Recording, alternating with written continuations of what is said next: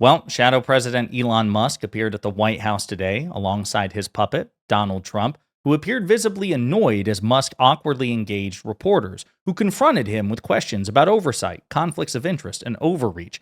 And Musk's answers to these questions ranged from stupid to sinister, and we have to talk about it. But before we do, if you end up liking this video and you want to support the channel, please be sure to hit the like, subscribe, and alert bells before you go. All right, friends, so we're finally getting some sort of confrontation between the press and Elon Musk. And again, it's awkward, stupid, and sinister in various parts. And while Musk is answering these questions, I want you to keep an eye on Donald Trump's face because, again, you can't help but notice Musk is moving ever closer and closer to the presidential desk. I mean, look at Trump's face right now. You could tell he's just like, this guy.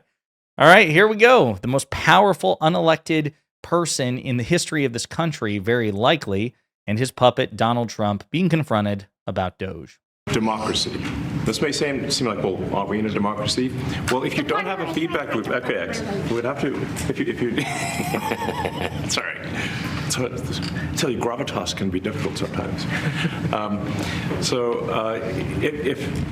If there's not a good feedback loop from the people to the government, and if you have rule of the bureaucrat, if the bureaucracy is in charge, and then what meaning does democracy actually have?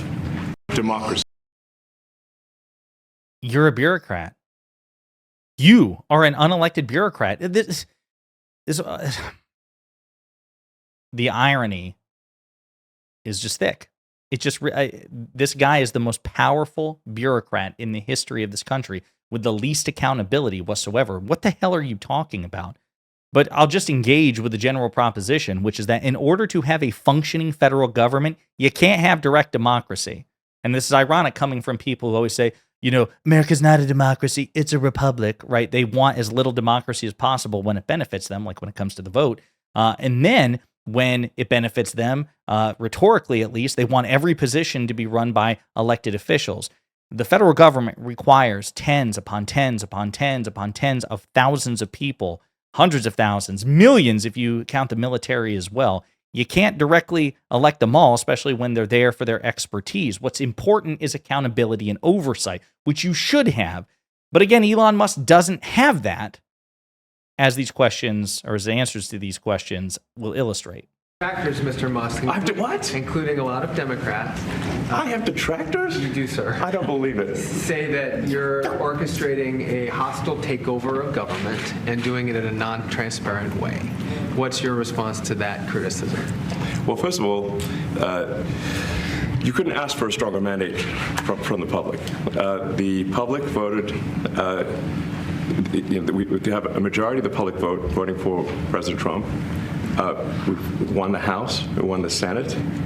The people voted for major government reform. There should be no doubt about that. That was on the campaign. The president spoke about that at every rally. The people voted for major government reform, and that's what the people are going to get. They're going to get what they voted for. They didn't vote for you. They voted for Trump. And by the way, a majority didn't vote for Trump. He won a plurality. Yes, you did win the House and the Senate. But again, by this logic, then Biden was given a carte blanche for aggressive reform, for an FDR-style, ambitious, updated New Deal. You all said that that wasn't the case, that simply winning the popular vote, the Electoral College, the House and the Senate, that didn't count. But apparently it counts for Trump. But again, it doesn't matter because even among Republicans who back Trump, Elon, you're the odd man out. They don't want you. They don't trust you. Trump was at least elected. I have my beef with Trump. I think he is authoritarian. I think he's stupid. I think he is a threat to this country.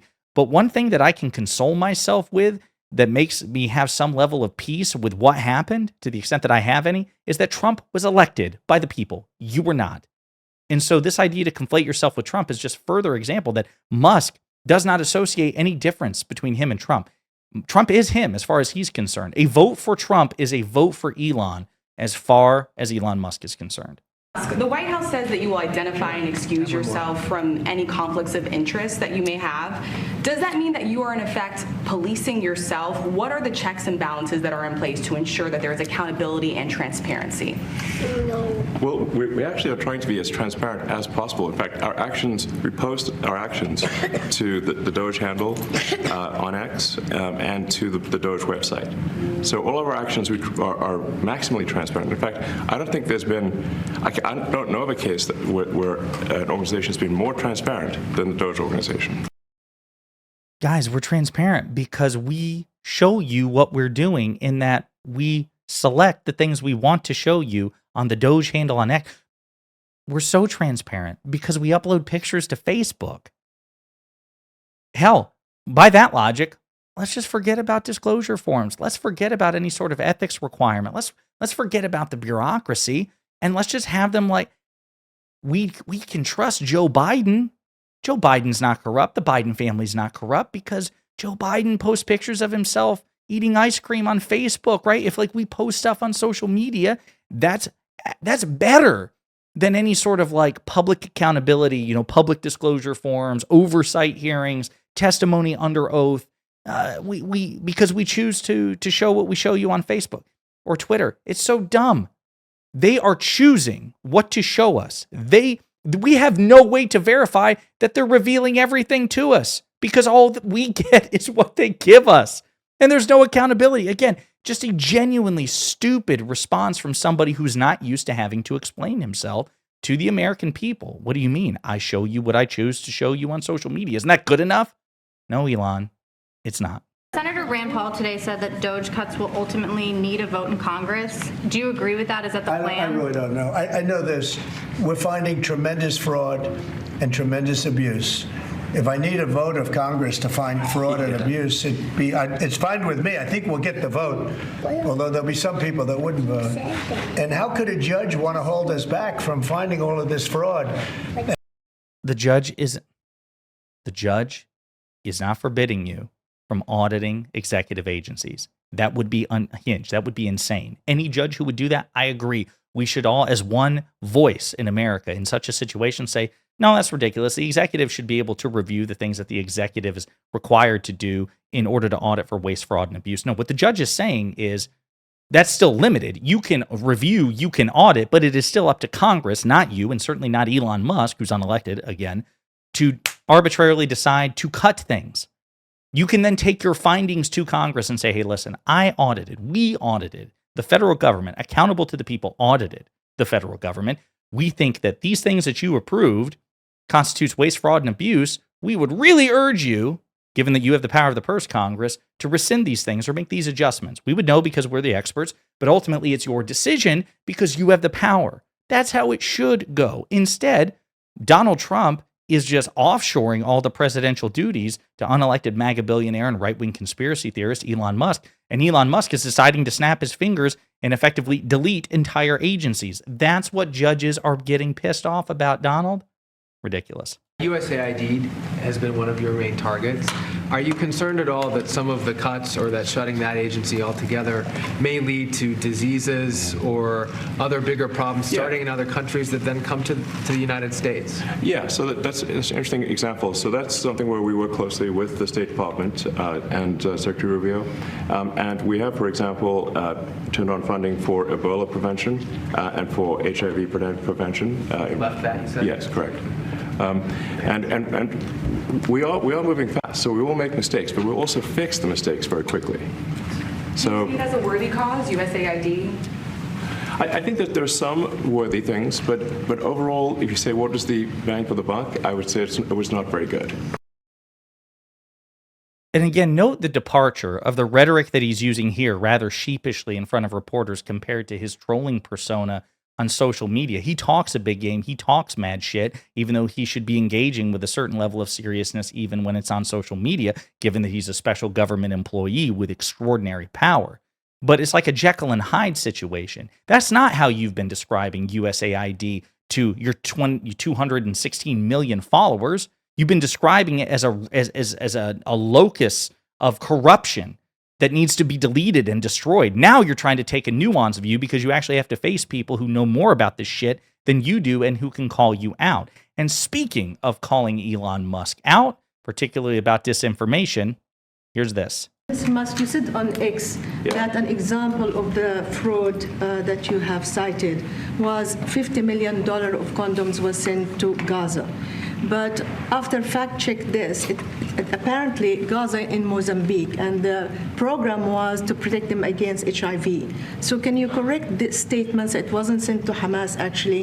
It was sent to Mozambique, which makes sense why condoms was sent there. Yeah. And how can we make sure that all the statements that you said were correct, so we can trust what you say? Well, first of all, some of the things that I say will be incorrect and should be corrected. So nobody's going to bat 1,000. I mean, we will make. Bro, you don't bat like single digits. I mean, Elon Musk is either wrong or lies a disproportionate amount for someone as smart as he is purported to be, with the level of responsibility and power he is supposed to have. Or at the very least, if he has the power, he should have the responsibility with it. I mean, he's community noted to hell and back on his own website. And the rumors that he deletes those community notes when they're inconvenient. But again, you should actually be taking pains to be as correct as possible. And by the way, when you get it wrong, you should then follow up and be like, guys, I was dead wrong about this. I screwed up. I got it wrong. I apologize. But we hardly ever see that sort of humility from Elon Musk. And again, this whole thing just once again reaffirmed that Elon Musk genuinely believes that he is unaccountable to Donald Trump and to the American people. I mean, you see it like, are you going to police yourself? Are you going to excuse yourself? Yes, that's what he intends to do. He doesn't intend to actually, subject himself to government oversight. He doesn't believe that he is obligated to actually report things accurately or fairly, or even correct the record when he's wrong. He just says these sorts of ridiculous things with impunity. And actually, there's one last clip, come to think of it, that I want to share, and it's this one right here. If you have received billions of dollars in contracts from the Pentagon, and the president's directing you to look into the Department of Defense, is that a conflict of interest? Are going to do at the president's request. Does that present a conflict of interest for you? No, because you'd have to look at the individual contract and say, first of all, I'm not the one, filing the contract. It's people at SpaceX or someone who will be putting for the contract. And I'd like to say, if you see any contract where where it was awarded to SpaceX and it wasn't by far the best value for money for the taxpayer, let me know, because you're the one who's going to let us know, because you are looking at your own contracts, or at least you have the power to, and we expect you to just police yourself. What about the conflicts of interest? And he says, well, it's people at SpaceX. You were the big, it's your company. SpaceX is your company. Why would you offer that as an excuse? Well, it's not me. It's the people at SpaceX that would, create the contracts. You have a vested interest in SpaceX receiving as many lucrative contracts from the federal government, subsidized with taxpayer dollars. You have a vested interest in that, which means, hey, just trust me not to game the system in a way that benefits me is not enough.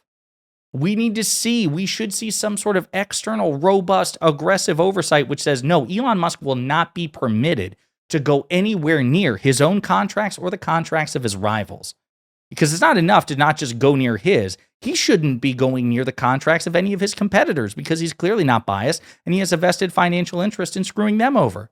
It shouldn't be if he feels like it, we trust him. It should be, hey, Elon, just to let you know, you won't be allowed to. We are commanding you not to. We will crush you if you try. But they won't do that, because Elon Musk, for all intents and purposes, is the president of the United States. And as you can tell from an increasingly visibly annoyed Trump, who is still very impotent, unable to rein him in, that seems to be the case. In the meantime, let me know what you think in the comments.